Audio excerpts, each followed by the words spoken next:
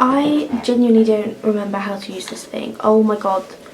The lens is not okay. Hi everyone, I'm back. How do the thing is, how else am I even meant to start this video?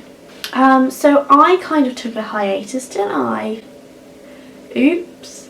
It's been 3 years. Oops. Never said I was leaving. Oops. Editing Elise here. I need a new microphone. I don't know if the mic on this camera was always this bad or if it's just because it's like 7 years old. I'm gonna get a new microphone. I've just found one on Amazon. I don't want to get a super expensive one in case I abandon my channel again. But this one has good reviews and it's like a mid-price. So we're going to test that out in an upcoming video. So sorry about the quality in the rest of this video. I honestly never realised the mic was as bad, or I think it's just got worse because it's been sat on a shelf for years. But yeah, apologies. Please do try to enjoy the rest of the video because I'm not filming it again. It won't get uploaded and then we'll just be stuck in this cycle forever. Look, I missed making YouTube videos. That's the bottom line. And I would have thought, do you know what? I have a camera still. All I need to do is click record. Like, it doesn't have to be a huge thing. I just thought, okay, I have a few videos that I want to put up. I do have some ideas that I want to get out there. But I thought I can't just, like, I have to start somewhere. I have to have a little bit of a hello, I'm back. So I thought we'd do a little Q&A. And I asked for questions on my Instagram. You can follow me on Instagram. And basically just ask you guys what guys you want to know, what life updates you want, what you want to hear from me, and things like that. So I selected the best questions and let's just go.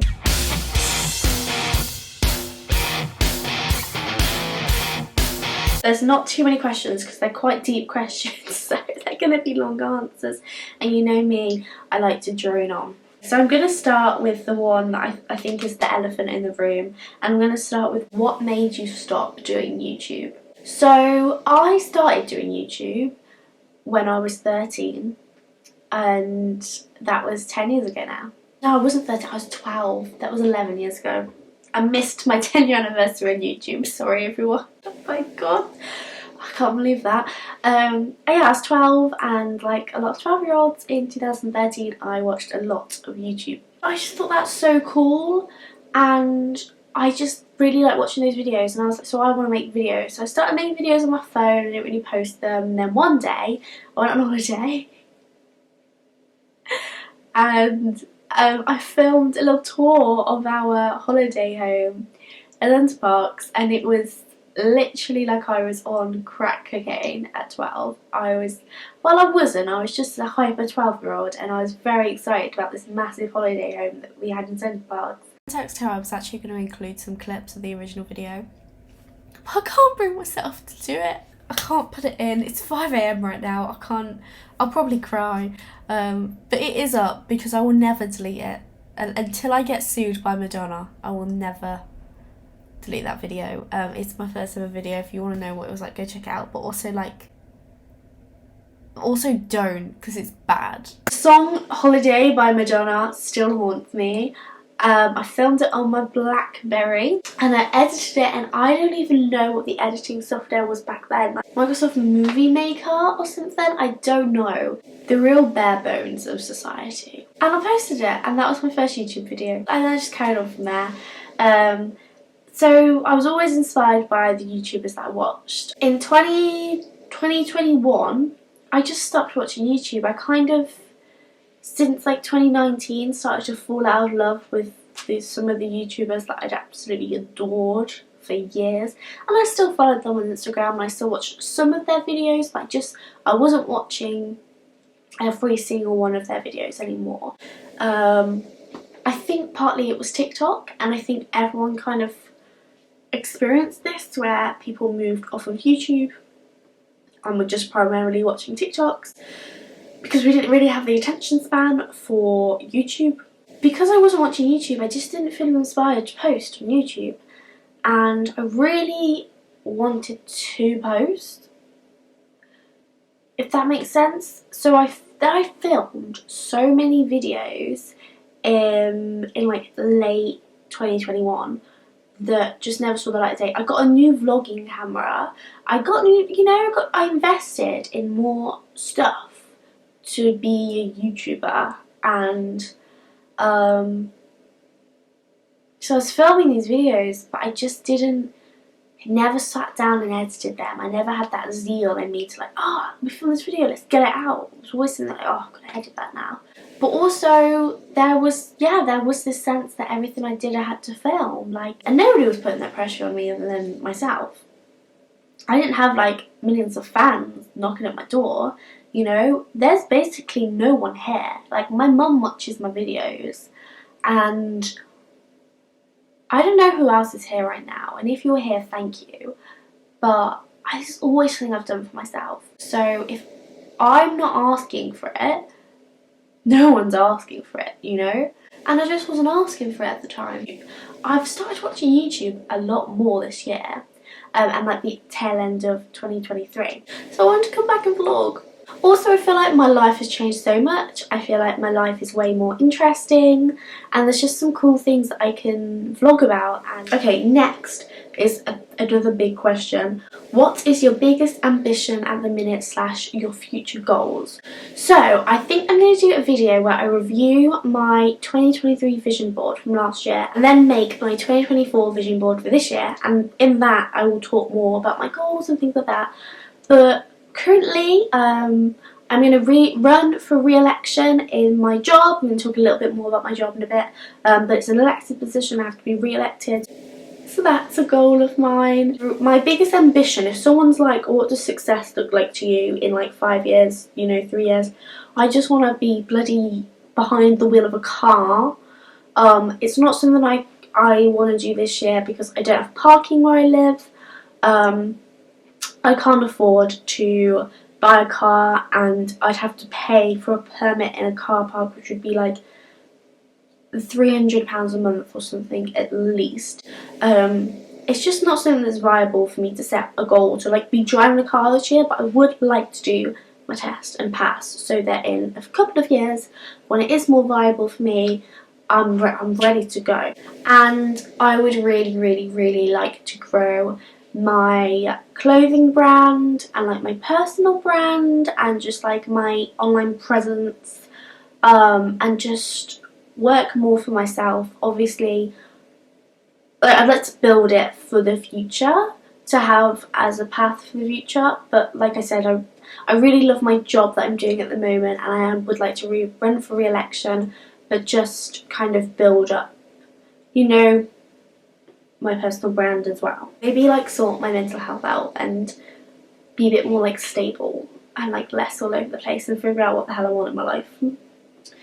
Maybe, but probably not. And then somebody asked, how are you? And this was my friend who I used to live with, and I haven't seen her in ages. So thank you for asking how I am, and I hope you're well too. I am well at the moment. I'm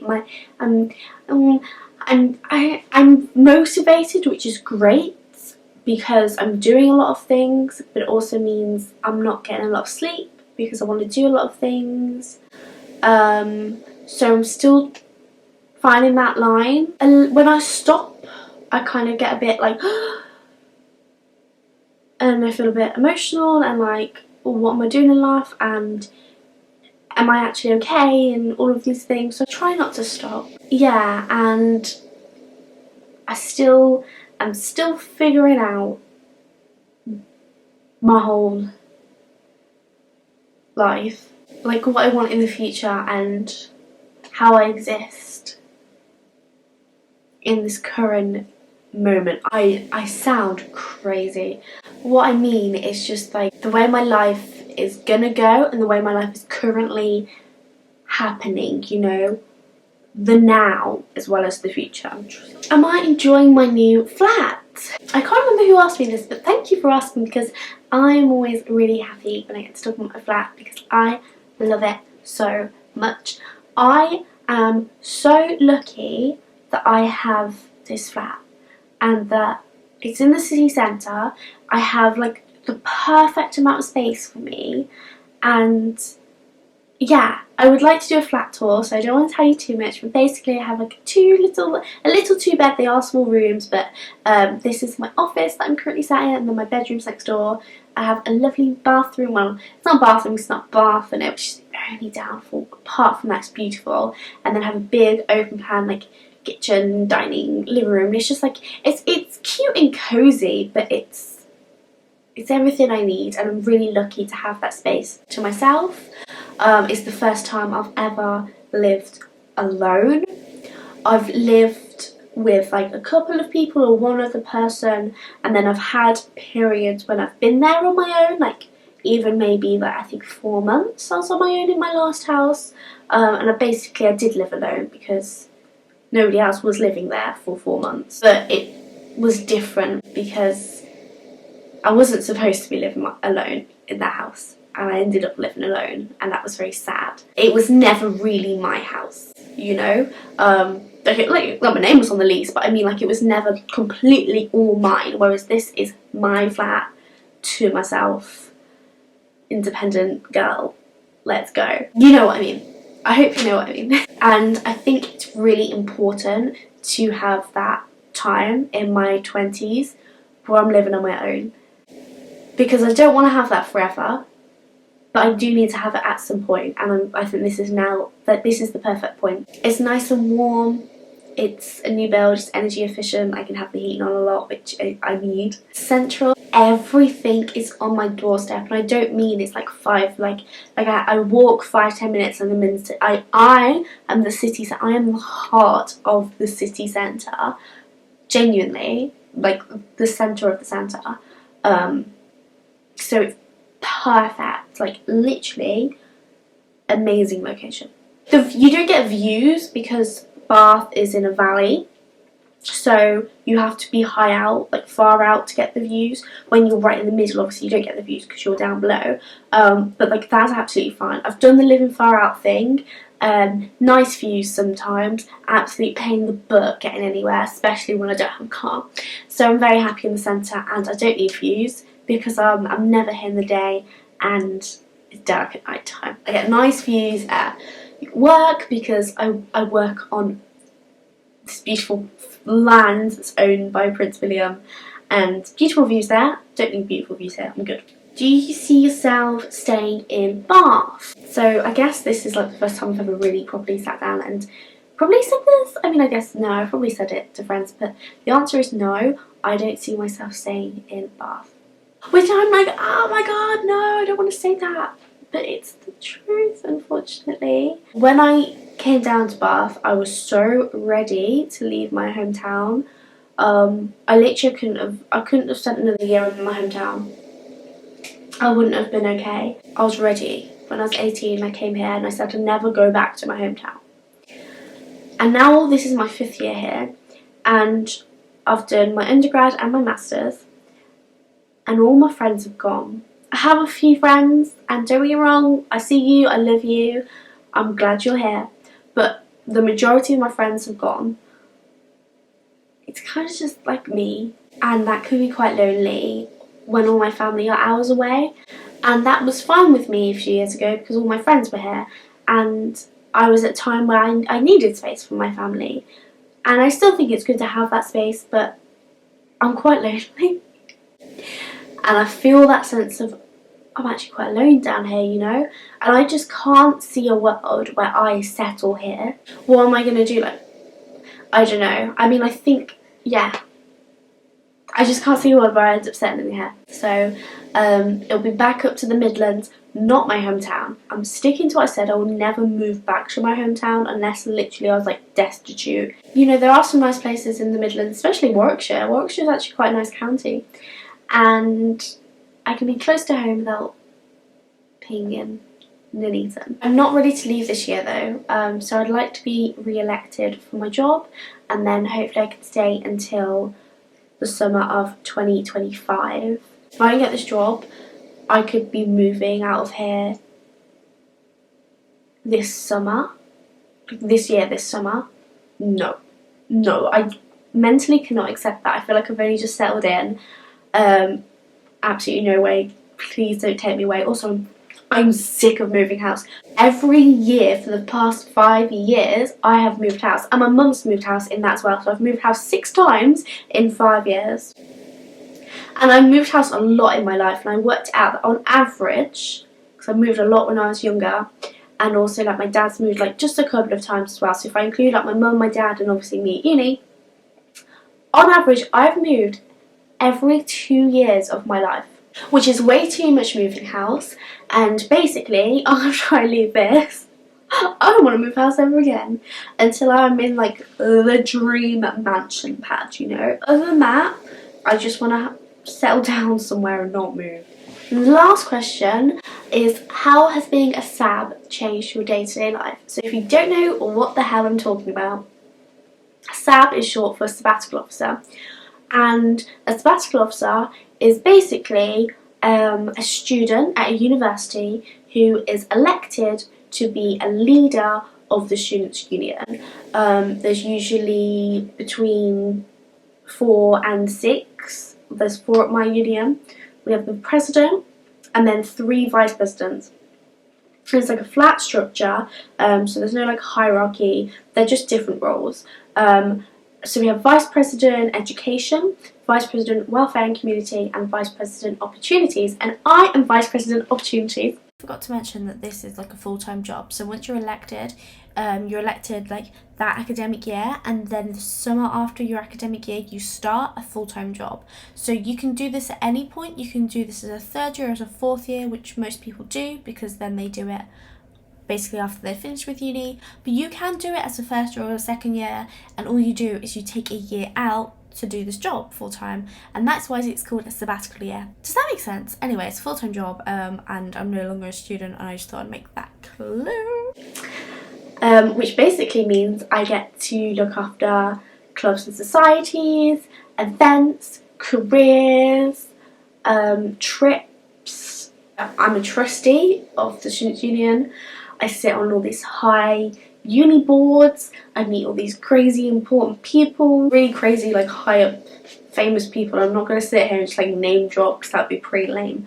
But yeah, I meet with like the vice chancellor every so and so, and it's actually it's a really high responsible level job to do coming out of uni, but it's so amazing. I feel so lucky and so blessed, and my absolute oh my gosh, my absolute favourite part of the job is working with students. And I know, you know, when you ask a teacher, what's your favourite part about your job? And they're like, oh, it's just like working with the students. And you think, yeah, sure, like you've got to say that. But genuinely it is. I've met so many amazing people. I have like great friends that I didn't know last year, but also still have friends that I was friends with when I was a student.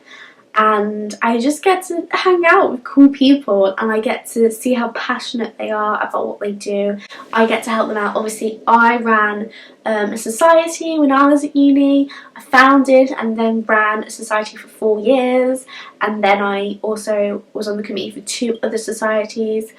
So I did a lot in my little uni time, and to be able to like, pass on that knowledge and help out other students, oh my gosh, it brings tears to my eyes. It just makes me so happy. And my uni is absolutely beautiful. I work at Bath University, and it's in these beautiful grounds, still owned by the Duke of Cornwall. So Prince William and Catherine actually own it, which is so cool. And I am so obsessed with Kate Middleton, you don't even understand. I'm literally going to name my first daughter after her. I get to go on cool conferences and events, and I get to meet amazing people, amazing students. I get to interact with adults who are older than me and have so much knowledge and industry experience. Like the networking is just, it's crazy, and I'm really blessed, and I would be very surprised if I was to find a job that I enjoy as much as this one, other than if it was like running my own brand or something like that. So sorry, I didn't answer the question, but I wanted to properly tell you about my job and about what I do, because it's something I want to start talking about more on here and sharing with you guys, because I feel like it's a really interesting job, and if I share this stuff, you guys can get a really cool insight into like student unions, and obviously with like the permission of the union and stuff. Yeah, I want to share more about what we do there. How has being a sab changed your day-to-day life? It gets me up every day. I actually have a place to be, a 9 to 5 every day. That is good for me, to have this structure in my life, to have this stability, to have faces that I see every day. That's really good for my day-to-day life. Don't get me wrong, there's like negatives that come along with that, like robustness, but that's just, you know, more complex and more the way my head works and stuff. I think that is the biggest way that it's changed my day-to-day life. Way more structured, which is good, and I think I needed that. So that was all the questions, and my camera's flashing again. I don't really know what it's doing, and I don't think it knows what it's doing either. So I'm gonna go now. But thank you if you stayed for this video, and hopefully I'll see you in the next one. Will there ever be a next one? Who knows at this point. Let's just take every video as it comes. But please do subscribe if you're not already, because there's a whole new chapter. Maybe. Or is it? No, it is. It is. I know it is. We've got some exciting stuff coming. So make sure you like this. Like, do people still say this whole like, comment, subscribe thing? I'm just gonna do it. Make sure you like. Comment down below. And make sure you subscribe and follow me on my socials. Everything will be below. I don't know if people still say that, but okay, this was really weird, but it was a really nice weird, and I'm actually looking forward to editing the video, guys. Oh, I didn't even do my thing. I used to always go